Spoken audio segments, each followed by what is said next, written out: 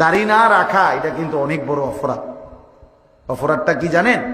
অপরাধটা হলো যে ব্যক্তি দাড়ি কাটে নিয়মিত, আমার কাছে মনে হয় সে আল্লাহর সাথে বিদ্রোহ করে এবং আল্লাহকে বলে ডাইরেক্ট যে খোদা আপনি দিবেন আমি কাটুন, আপনি দিবেন আমি কাটুন, আপনি দিবেন আমি কাটুন, আমি বেড়া হইলে আপনি খোদারে দেখায় দিব, আপনি দিতেন পারেন কতক্ষণ, আমি কাটতে পারি কত।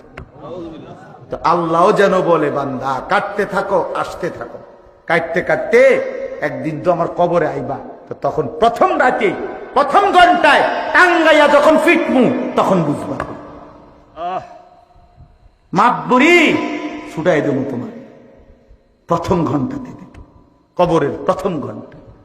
হাত্তা তাখতালিফা আদলা, আল্লাহর নবী বলেন কবর যখন প্রথম মিনিট নাফরমানকে কবরে একটা চাপ দিবে, তো ডান পাশের মাটি বাম দিকের মাটি ডান দিকে, মানে ডান পাঁজরের হাড্ডি ভাঙ্গা চুইরা এই পাশে চলে যাবে, এই পাশের হাড্ডি ভাঙ্গা এই পাশে চলে যাবে। 1 মিনিটে নাফরমান সোজা চুরচুর হয়ে যায় না। অহংকার করো না।